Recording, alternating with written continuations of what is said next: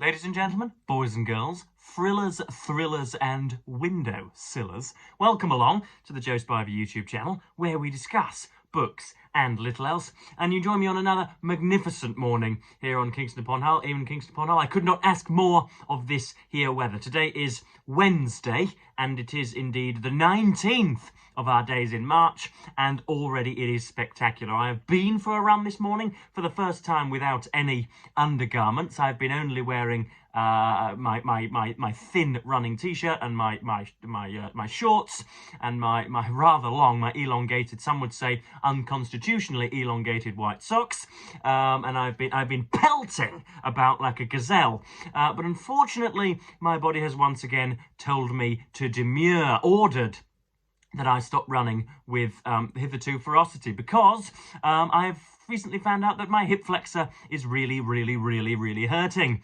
and I now resemble when walking in the street, I now resemble an ousted pirate, some sort of Long John Silver type, with a literal peg leg, or indeed an infant who has recently browned his nappy. I really do swashbuckle. I really do I have to sort of gyrate myself forward. I have to swing myself forward like some scientific apparatus rather than a bipedal hominid. So there we are. I also have blisters on the ends of my toes, which is jolly good.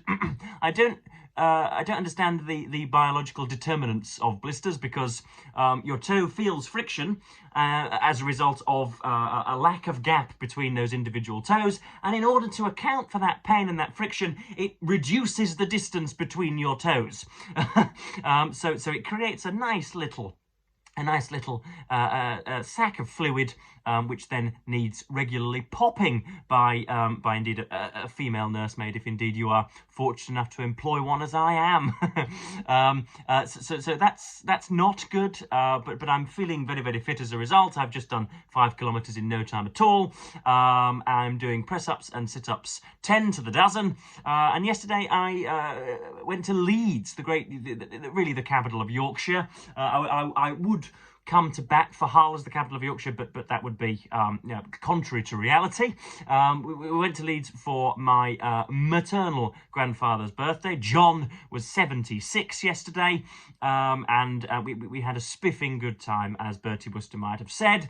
I was on the 0% alcoholic lagers and the the Pepsis and the orange juices, and so I was not the one what should we say, circling or flailing my t-shirt from the top of a train cabinet, as it has been the practice in the great town of Leeds in the past. So that's been jolly good. Of course, thank you for your responses to the snob tag. There was a little bit of what should we call it, minor bickering in the comments? I think we may.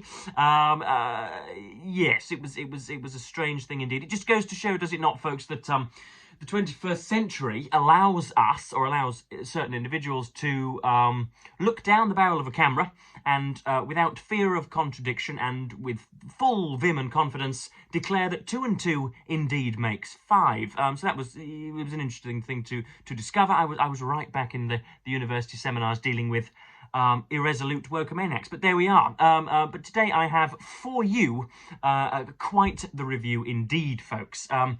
We have Boswell's Life of Johnson, which was published, I believe, in 1791, and has dogged the shelves ever since. Oh, sorry, just before we get into this, something to do.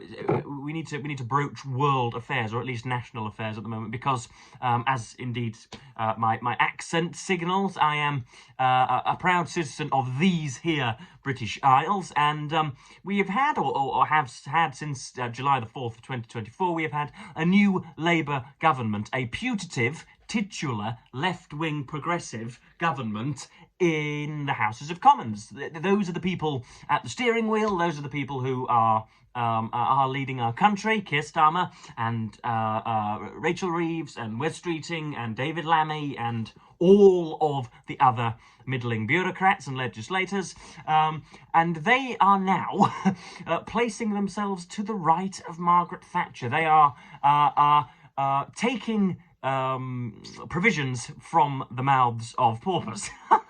Rather than tax the rich proportionately, they are engaging in welfare reforms which will do nothing but widen inequalities and inadvertently help the cause of xenophobes, grotty xenophobes like Nigel Farage. So that's what's happening at the moment. In order to fill a sort of fiscal gap, in order to save, I think, £5 or £6 billion between now and the next election in 2030, the government are stripping back what you Americans would call social security and what we call the welfare state, which of course is what George Osborne and David Cameron did, which precipitated our calamitous removal from the European Union 6 years afterwards.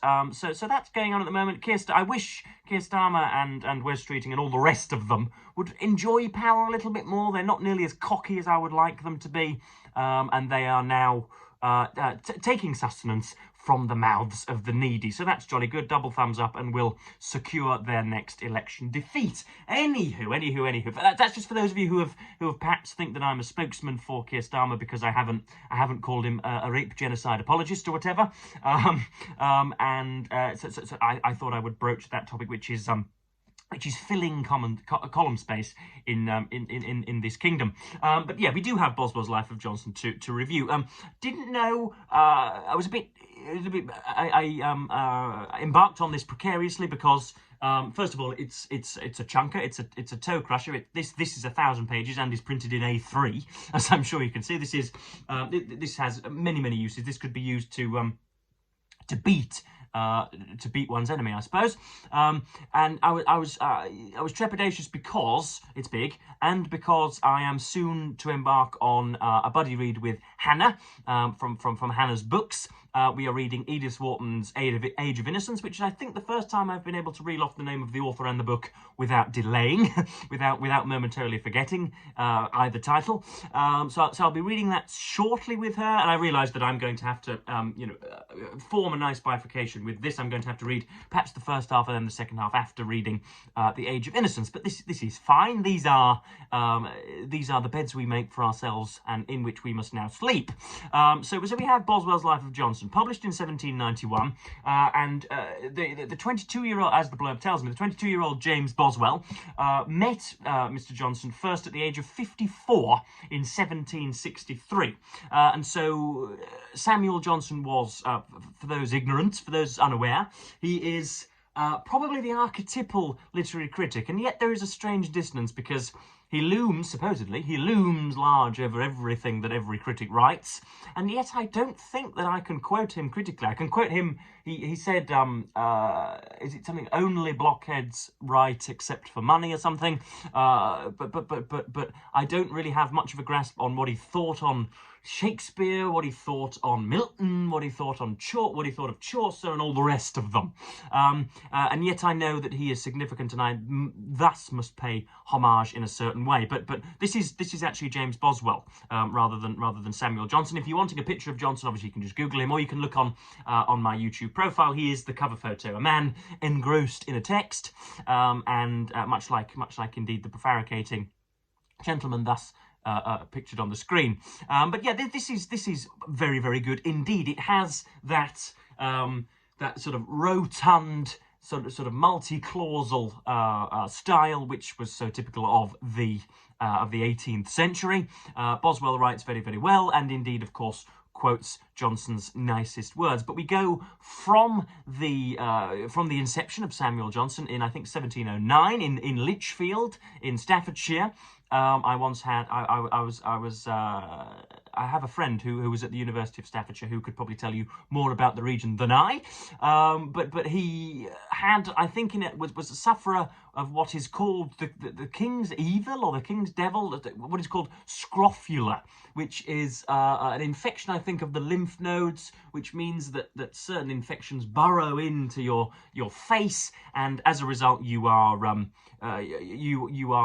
somewhat defaced. You have certain issues with your physiognomy for life, and Johnson suffered with that, but he was very, very early quite precocious. There's a passage which I'll read out later on in a moment, just pertaining to his memory, his ridiculous memory, the idea that he could read a sonnet or an extract from the Book of Common Prayer, read it twice, and then have it verbatim in his head forever and ever, which is a strange skill, I think. Even those of us or those of you, indeed, I'm not including myself in that bracket, those of you who have a bulked, muscly, sinuous memory, I don't think can rely on that. But anyway, maybe I'm tempting fate there.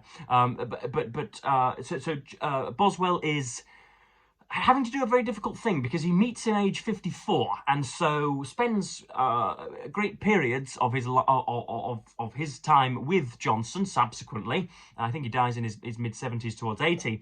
But he's got to backtrack. He's got to retroactively look at Johnson's early life. He's got to, I mean, there's a great deal of material on the man, but he's got to get hold of different libraries, get hold of different stuff, essentially different documents, so as to accumulate a picture before 1763. Of course, that's when Johnson was doing the majority of his work.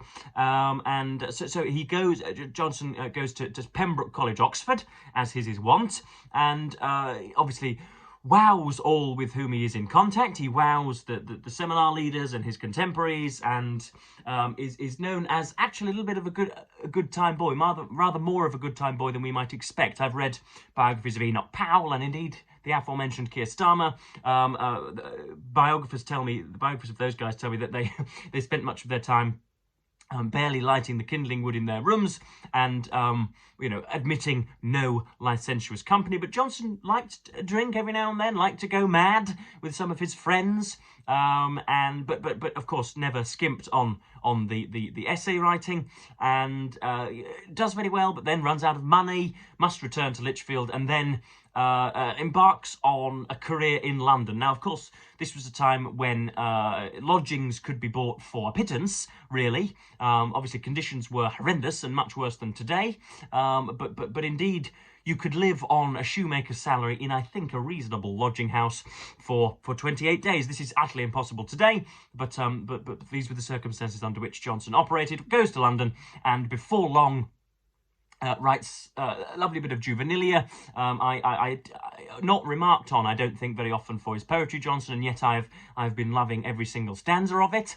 And before long is writing for, I'm going to forget, is it the Evening Gazette? Could be. He writes for so many publications that one loses track if one doesn't write all this down on notepaper, which I haven't done. But he writes for the Idler and the Rambler, where he converses on all sorts, or sort of immortalizes his ideas on all sorts, from distemper to hexameter, from Paraguay to ironing or whatever. So all sorts of topics, literary and non-literary, are considered. It's remarkable what he gets down on the page, and how nowadays, anyway, individualistic and sui generis his style is. You can pick it out perfectly. You can pick a Johnsonian stencils out perfectly. But Boswell does an awful lot of his work as a literary critic, or as a critic of Johnson's works. Doesn't really pry into the life. He deals with what Johnson, I think, came to call the black dog, which we would now recognise as sort of clinical depression, I think, when the body will not get going, and when value is sought but not seen. And Johnson was a melancholic person from time to time, but Boswell doesn't really acknowledge that much, and doesn't really go into the life to a great deal. We don't really know much about the way Johnson buttered his bread, probably because he's not in his presence just yet. And I'm hoping that when we get to 1763 afterwards, when Boswell is actually simply just writing down his memories of the man, that we might get some more sprightly specificity. That would be nice, wouldn't it? But he is actually dealing an awful lot with Johnson's reputation. So time and time again, he will refer to the great man whose words have forever infused our own lexicon. Person X and Person Y have scurrilously persecuted him, and yet here I am to refute those horrid words. That's the tone that Boswell strikes quite a lot. He is writing the record, and he is proving to everyone how jolly good Samuel Johnson indeed was, which is a strange thing to do. It's the act of a guilty. It strikes me anyway as the tone of a guilty man, as if Johnson never indeed existed, and he is. I'm not getting conspiratorial here, but it sounds as if Johnson never existed, and Boswell is just lifting up a martyr. I don't know. It's odd, but there we are. So I'm 1/5 of the way through, 200 pages into a 1,000-page Odyssey, and loving it. So I've got certain sections to read out. I am going to do perhaps tomorrow or perhaps on Friday. I'm going to do a when my hip flexor heals. I'm going to do a bit of analysis of Johnson's early poetry, because I've been copying it down and hopefully committing some of it to memory. Such is my admiration for it, and I've really enjoyed lots of it. But we're dealing first of all with the stated memory of Mr. Johnson, and how quickly he could take texts and keep them forever in his head. So this is Boswell's coverage of it. Of the strength of his memory, for which he was all his life eminent to a degree almost incredible, the following early instance was told to me in his presence at Lichfield in 1776, that very famous year, by his stepdaughter, Mrs. Lucy Porter, as related to her by his mother. When he was a child in petticoats and had learnt to read, Mrs. Johnson one morning put the common prayer book into his hands, pointed to the collect for the day and said, "Sam, you must get this by heart." She went upstairs, leaving him to study it, but by the time she had reached the second floor, she heard him following her. "What's the matter?" said she. "I can say it," he replied, and repeated it distinctly, though he could not have read it over more than twice. But there has been another story of his infant precocity, generally circulated and generally believed, the truth of which I am to refute upon his own authority. It is told that, when a child of 3 years old, he chanced to tread upon a duckling, the 11th of a brood, and killed it, upon which, it is said, he dictated to his mother the following epitaph: "Here lies good Master Duck, whom Samuel Johnson trod on. If it had lived, it had been good luck, for then we'd have had an odd one." But that has been, as Boswell innocently points out, has been refuted as fallacious. But what else do we have to look at here? I've been sorting through some of the bits that I've turned up. But I think one of the things for which he is best remembered is as a lexicographer. I think Wikipedia lends him that label in their introduction to him on their page, and he in, when are we, between maybe 1745 and 1750, he writes a dictionary of the English language. He is commissioned to do so, is paid a pittance really, but engages in what would probably task about 40 men, and it's jokingly mentioned many times in here that Johnson did the work of 1,500 academics in about 3 or 4 years in order to create this dictionary. But from what I've read of the extracts, it's quite a humorous thing. It's not as serious as you'd expect a dictionary to be, and he only, I think, consults one sort of earl on etymology, and the rest is all done from his own notes and from his own working. But we've just lost our page, and we are going to have to talk whilst we regain it. But yeah, this is discussing the work. That he was fully aware of the arduous nature of the undertaking, he acknowledges, and shows himself perfectly sensible of it in the conclusion of his plan. He publishes a plan beforehand, but he had a noble consciousness of his own abilities, which enabled him to go on with undaunted spirit. Dr. Adams found him one day busy at his dictionary when the following dialogue ensued: "This is great work, sir. How are you to get all the etymologies?" "Well, why, sir, here is a shelf with Junius and Skinner and others, and there is a Welsh gentleman who has published a collection of Welsh proverbs, who will help me with Welsh." "But, sir, how can you do this in 3 years?" "Sir, I have no doubt that I can do it in 3 years." "Well, but the French Academy, which consists of 40 members, took 40 years to compile their dictionary." "Sir, thus it is. This is the proportion. Let me see.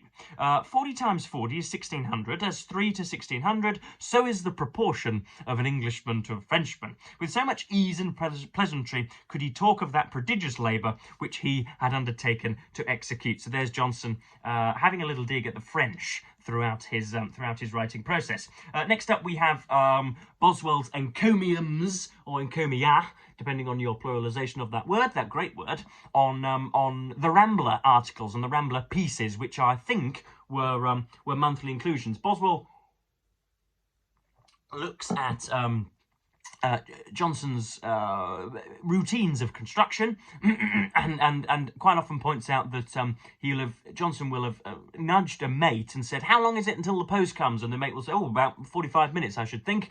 In which time, in the intervening period, he would pick up the scabbard, pick up the pen, and would write out a 3,000-word piece, which would shatter even the great Joseph Edward into ignominy. Such was its magnificence in comparison, which is bizarre to behold, isn't it? Some of the finest essays of the English language, something which still draws the attraction and attention of not millions, Joe, that's ridiculous, but thousands of us bookish folk, were written as absent-mindedly and as quickly as we would trim the birds, or turn over the soil. But this is Boswell talking about the Rambler and the pieces, and why it's just looking at the nature of the works. The Rambler has increased in fame as in age. Soon after its first folio edition was concluded, it was published in 4 octavo volumes, and its author lived to see 10 numerous editions of it in London, beside those of Ireland and Scotland. I profess myself to have ever entertained a profound veneration for the astonishing force and vivacity of mind which the Rambler exhibits. That Johnson had penetration enough to see, and seeing would not disguise the general misery of man in this state of being, may have given rise to the superficial notion of his being too stern a philosopher. But men reflection will be sensible that he has given a true representation of human existence, and that he has, at the same time, with a generous benevolence, displayed every consolation which our state affords us, not only those arising from the hopes of futurity, but such as may be attained in the immediate progress through life. He has not depressed the soul to despondency and indifference. He has everywhere inculcated study, labour, and exertion. Nay, he has shown in a very odious light a man whose practice is about darkening the views of others by perpetual complaints of evil, and awakening those considerations of danger and distress which are, for the most part, lulled into a quiet oblivion. This he has done very strongly in his character of a person, to point out the numerous subjects which the Rambler treats with a dignity and perspicuity which are there united in a manner which we shall in vain look for anywhere else, would take up too large a portion of my book, and would, I trust, be superfluous, considering how universally those volumes are now disseminated. Now, if that causes you slight informational distress, if you think, oh my goodness, that is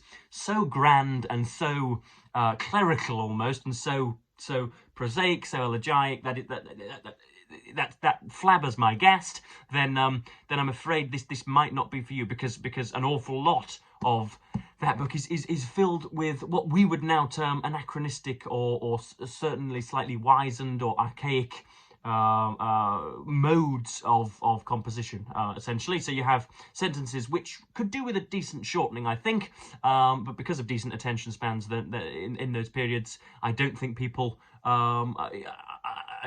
criticised it too much. But yeah, so we're just up to the point where the dictionary has been finished, and he's written obviously a tragedy by the name of Irene, or Irena, as I should imagine it would be pronounced, and Johnson's sort of, dilly and dallying about, doing his bits and bobs for monthly publications. But we'll see what happens next.